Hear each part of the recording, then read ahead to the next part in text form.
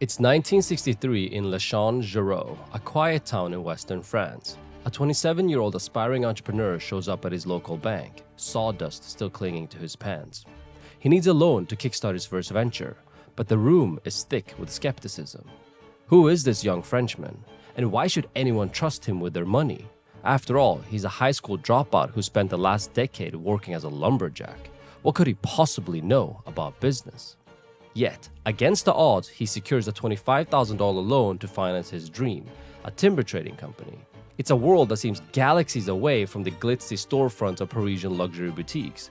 But little do people know that these two worlds will soon intertwine, and that initial loan will set the foundation for Francois Pinault's empire spanning iconic brands like Gucci, Yves Saint Laurent, Balenciaga, Puma, Christies, Valentino, and Stade Rennais FC. How did a lumberjack from a small French town build a $65 billion holding company? Today, the story of Francois Pinault.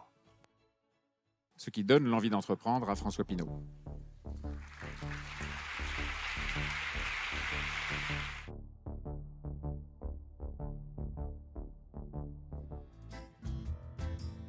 Our story begins in the picturesque region of Brittany, France. When Francois was born in August 1936, Brittany was an idyllic place where time seemed to stand still. Francois's parents owned a small timber company, and so he spent his childhood surrounded by beautiful green landscapes and the constant smell of sawdust. But this dreamy childhood wouldn't last long. In June 1940, when Francois was 4 years old, Hitler's Germany occupied France. Like a relentless storm, Nazi tanks rolled across Europe, and Brittany, with its strategic location along the Atlantic coast, was a key territory for Hitler's forces as they tried to fortify their defense against an Allied invasion from the west. Young Francois watched in terror as his tranquil world crumbled around him. The rhythmic symphony of axes were quickly replaced by the deafening sounds of military boots and screams. But the Pinauts refused to give in to fear. Francois's parents explained that freedom comes at a high price, and as a family, they decided to fight back and contribute to the resistance. Francois and his father would bring food to Allied soldiers who were hiding near the family's home. One day, when returning home from one of their food deliveries, they were stopped by German soldiers who pressed the father and son for information. Both were badly beaten, but neither of them talked. Francois was 7 at the time and didn't even blink. He vowed to fight authority for the rest of his life, something we'll see as a recurring theme in his business dealings later on. You see, even though the Pinauts were an entrepreneurial family, they were by no means wealthy. Francois was the only child from his village to attend high school in Rennais, the biggest city in Brittany. But he didn't fit in. Far from it. The city kids made fun of his weird rural accent and modest lifestyle. Francois made a vow to himself. He would rise above the ridicule by becoming incredibly wealthy.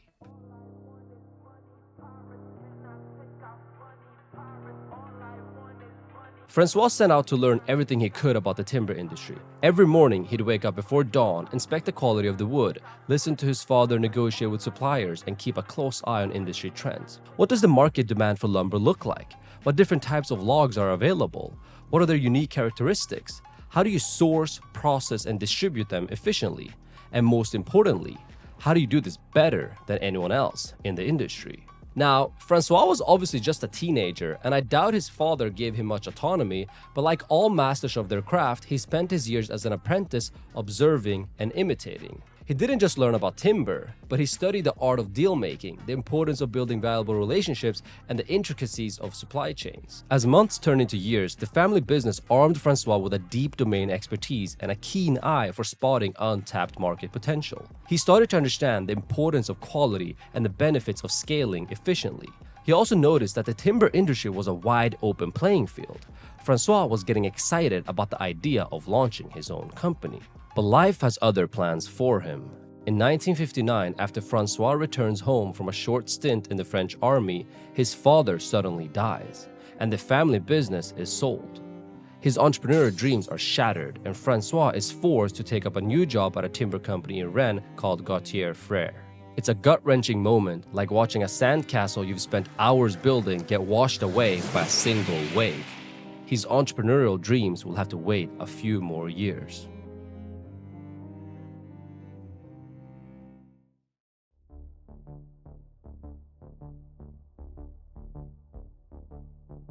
At Gauthier Frere, Francois becomes a relentless worker and shows off his industry knowledge. His boss takes a liking to him, so much in fact that Francois marries the boss's daughter and replaces him as head of operations. This is a big win for 27-year-old Francois. He's finally the man in charge and he has a grand vision to conquer the timber industry in its entirety. The company L'Établissement Francois Pinault is born. But Pinault needs capital to finance his vision. His father-in-law, who has now become both a father and mentor-like figure, promises to lend him some money if he can raise the remaining capital from Crédit Lyonnais. The father-in-law even guarantees Francois' bank loans. In total, Francois borrows 100,000 francs or 25,000 US dollars. That's approximately 200,000 inflation-adjusted dollars today. Francois' vision wasn't to just replicate the timber trading model his family had been running. Instead, he wanted to expand it and own the entire value chain while cutting off unnecessary middlemen. By acquiring smaller, undervalued timber firms who were on the brink of bankruptcy, he hoped to turn them around and vertically integrate the business model, all the way from sourcing to distribution. Roll-ups like these are an effective way to create shareholder value, an approach often used by PE firms. By acquiring several smaller players in a fragmented industry such as timber, one can realize economies of scale and amass greater market power. This makes the combined entity more attractive to investors, driving multiple expansion. So while you might buy a small timber company for say 2 to 3 times EBITDA, you could potentially sell the entire consolidated platform company for 8 to 10 times EBITDA. As we'll see shortly, this is exactly what Pinault did. When Pinault was 37, he pulled off a career-defining coup that would lead one of his advisors to explain that Francois' business sense is almost poetic. So what did our Frenchman do?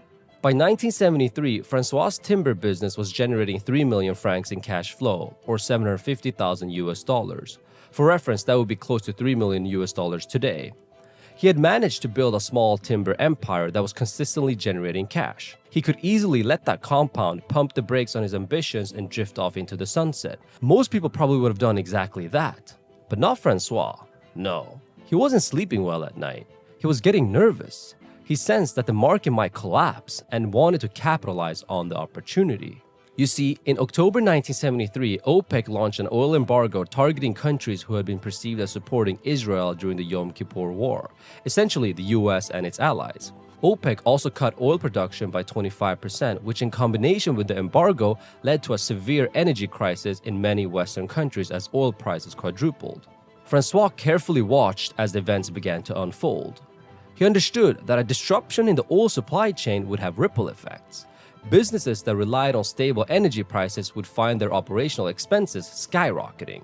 He knew that the heightened oil costs would lead to reduced consumer spending, and industries like construction, which were major consumers of timber, would scale back or even halt their projects. It was a direct threat to his thriving timber business. The 3 million francs in EBITDA would quickly get eaten away. So what does Francois do? He decides to sell 80% of his timber business to Venesta, a British plywood importer, for 30 million francs, bagging a 10x EBITDA multiple. But here's what's so mind-blowing about this. 18 months later, once the market had priced in the negative outlook for the timber industry, he buys the business back for 5 million francs, an 83% discount. Francois understood that every crisis is temporary and positioning is key. He later explained that when pork is selling well, you should buy Christies. When it isn't, you should stop. Sounds like a simple and compelling strategy, but market timing is obviously much harder in practice. So Pinault had to use alternate strategies to build his holdco empire, which he by now had renamed Pinault SA.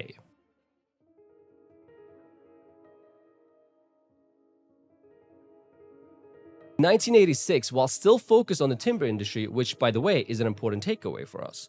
At this point in our story, Francois is 50 years old, and he's still primarily only doing timber-related deals, an industry he first got involved in when he was 16. Imagine all the knowledge he's accumulated at this point and how that's compounded over time. He had built a reputation for being the timber guy, and proprietary deal flow would come his way. One such deal was the acquisition of Isoroy in 1986. Once the crown jewel of French plywood manufacturing, Isoroy had succumbed to economic challenges, plunging into bankruptcy. The timing of this downfall was particularly crucial. You see, France was then under the governance of socialist President Francois Mitterrand. Mitterrand's administration was deeply committed to job preservation and worker rights and was concerned about the potential job losses that Isoroy's bankruptcy would entail. The French government's priority was clear: find a savior for Isoroy as soon as possible. Who would be a better suitor than our very own Pinault?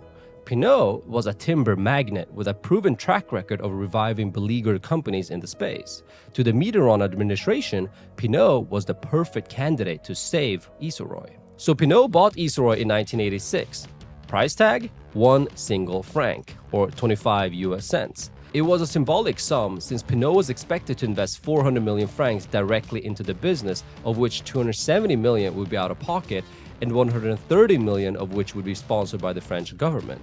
How do you resuscitate a company out of bankruptcy? Inspired by the tactics used by American private equity firms at the time, Pinault slashed Isoroy's HQ from 700 employees to 25 employees in a matter of 2 months. Pinault was a capitalist using socialism to his benefit. This was of course frowned upon, but Pinault didn't necessarily care. He was becoming increasingly convinced that he could acquire businesses, streamline operations, cut costs, and boost profits. But in order to do this at scale, he needed access to large amounts of capital. What better way to do this than to go public? And so the Paris Stock Exchange would be his next playground. In 1988, he took Pinault SA public and investors ate up his stock. They saw in Pinault not just a timber tycoon, but a visionary who had a knack for turning around underperforming businesses of all shapes and sizes. And Pinault was already eyeing a new frontier: luxury retail.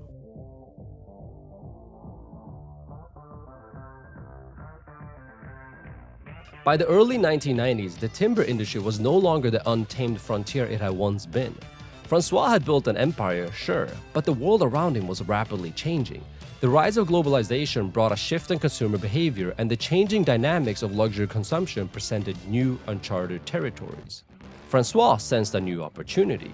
A world of glitz, luxury, and high fashion beckoned. The Printemps department store, an architectural marvel and Parisian staple on Boulevard Haussmann, was on the market. The store wasn't just a building, it was an institution, an emblem of French elegance, and a hub of luxury consumerism. For many, the store was a shopping destination, but for Pinault, it was a golden ticket into the high-stakes world of luxury retail. In 1992, he acquired the Printemps chain, which also owned a 54% stake in the French mail-order shopping retailer La Redoute. This wasn't just a business move, it was a statement of intent.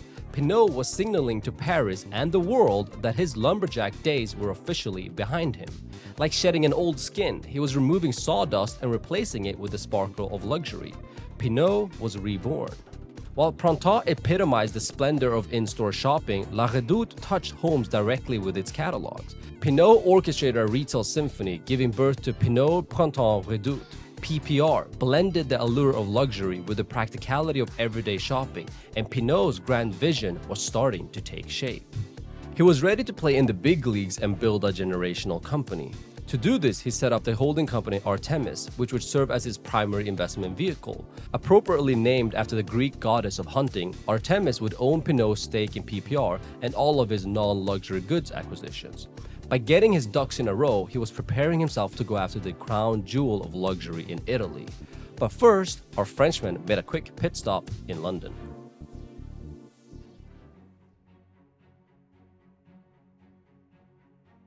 As Pinault was solidifying his grip on retail via PPR, the centuries-old world of fine art auctions was witnessing tumultuous times. Christie's, the London-based auction house with a legacy dating back to 1766, was in need of a suitor. You see, by the mid-90s, Christie's was battling a downturn in the art market. The once booming business of the 80s had simmered down, and the auction house was struggling with its financial health and competition from its arch-rival Sotheby's. More than just its current financial troubles, however, the art world was rife with rumors of dubious practices, including price fixing between Christie's and Sotheby's. This series of challenges left Christie's vulnerable and in search of a lifeline. Now, most would have seen this as a divergence from Pinault's trajectory, but for him, it was a part of his long-term vision. Pinault saw Christie's as more than just an auction house. It was a gateway into the closed-off world of high art and the ultra-wealthy clientele that came with it. This move was about legacy building, of leaving behind a name synonymous not just with retail, but with culture and refinement. In 1998, Pinault acquired Christies via Artemis for $1.2 billion. Remember the kids who had made fun of Pinault's modest lifestyle that led him to drop out of high school? I wonder what they must have been thinking seeing Francois make these moves. Pinault had arrived and he was now ready to stage the biggest corporate battle of his life. No one at Gucci apologizes for the prices. They follow the luxury brand philosophy: you can charge as much as the buyer is willing to pay, and for Gucci, they do. Big time. From January through June, two retail titans battle for control of fashion's biggest prize, the House of Gucci.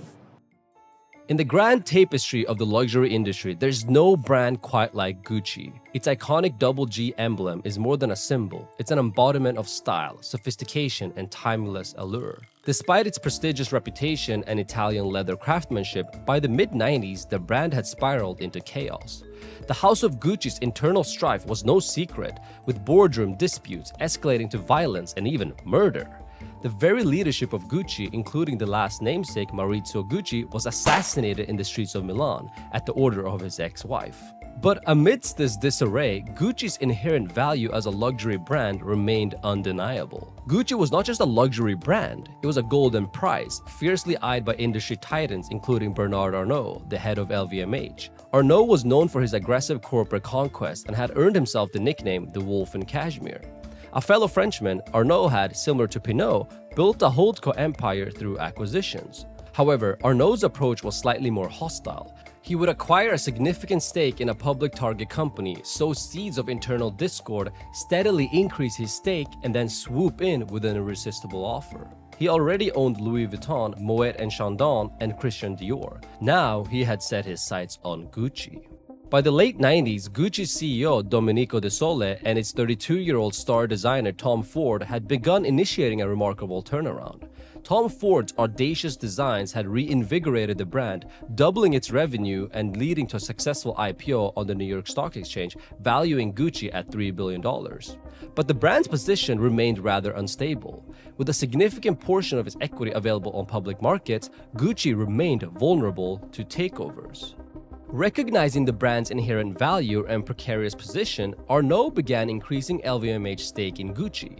His strategy was clear. This would be a discreet takeover. As LVMH's stake grew and rapidly approached 35%, Domenico De Sole was getting nervous. If the 35% threshold were to be crossed by a third party, Tom Ford's contract dictated that he could leave the company without any repercussions. This would further destabilize the brand.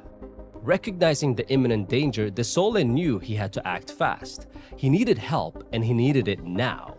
He called up Morgan Stanley, who began a frantic search for a potential investor that could counteract LVMH advances. The goal was to find a white knight, an investor who could acquire a significant stake in Gucci, not for control, but to ensure its independence. You can probably guess who gets the call. The lumberjack from Brittany, Francois Pinault. After a series of meetings with De Sole and Tom Ford, Pinault agreed to form an alliance with Gucci. The negotiations were swift, and Pinault proposed purchasing 40 million shares of Gucci at $75 per share. This $3 billion investment would give Pinault a 42% stake in the company, diluting LVMH's stake to a mere 19.6%. In one masterstroke, Arnault's chances of acquiring a majority stake in Gucci were destroyed. For Pinault, it was the exhilaration of a well-played chess move. He wasn't just winning a business deal, he was winning a duel against an arch rival. But the deal had another twist. Pinault also suggested acquiring Yves Saint Laurent from Sanofi and let De Sole and Tom Ford run it. This was a particularly stinging blow to Arnault, who had recently passed on the opportunity to buy Yves Saint Laurent, choosing instead to focus on Gucci. Now he was losing out on both assets to the lumberjack from Brittany. PPR eventually bought LVMH's 20% stake in Gucci in what would be Bernard Arnault's biggest failure. For Pinault, it was a defining moment and birth of what would become Kering, LVMH's biggest competitor. Pinault was over the moon, but this time he couldn't have timed it worse.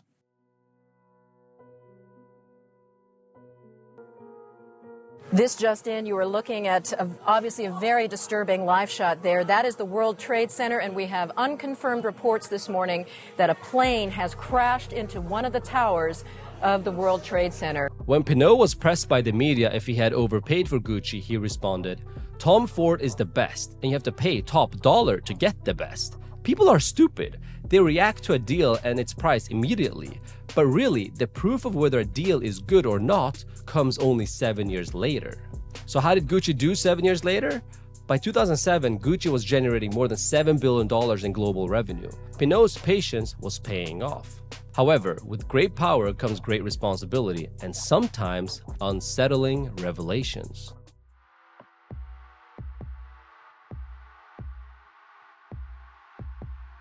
Following the successful acquisition of Gucci in 2001, Francois Pinault and his eldest son Francois Henri-Pinault set off to acquire additional brands in the luxury goods and lifestyle space, including French jewelry company Boucheron in 2000, Balenciaga in 2001, British fashion house Alexander McQueen the same year, Puma in 2007, and Valentino in 2023.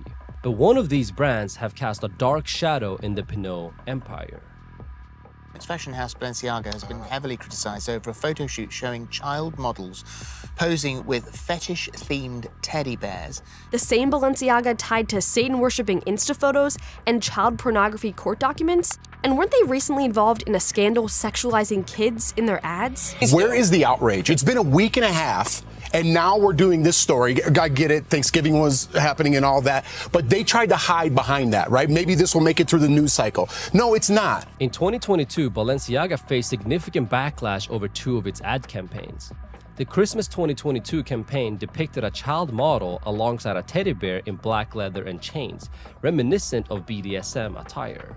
This teddy bear was apparently a plush handbag sold by Balenciaga with the leather strap serving as the bag's handles. The spring 2023 campaign showcasing a Balenciaga collaboration with Adidas stirred even more controversy.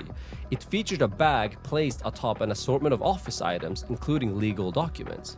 One such document appeared to contain text from a Supreme Court decision related to the Protect Act, a law concerning child pornography.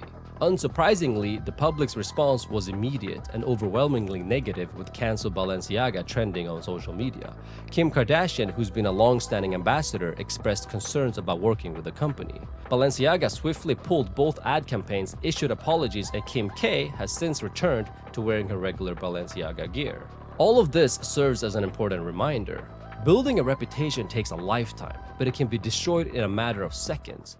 It's a humbling moment, like standing on the edge of a cliff and realizing how easy it will be to fall. The higher you climb, the higher the potential fall. Francois Pinault has handed over the reins of Artemis and Kering to his son Francois Henri, and the younger Pinault is eager to keep building the family empire. As of this recording, Pinault is in discussions to acquire the talent agency CAA for $7 billion. That would be yet another acquisition to demonstrate how far Pinault has come from his humble timber trading days. Pinault's life is a masterclass in audacity and vision. It's an emotional roller coaster, a life story that tugs at our deepest fears and highest hopes. From a small-town lumberjack to a global luxury titan, Pinault teaches us that the only limits that exist are the ones we place on ourselves. But his story also serves as a cautionary tale. Even empires can falter if they lose sight of their ethical compass. As the next generation of Pinauts take the helm, one thing is certain: the Pinault legacy is far from written in stone.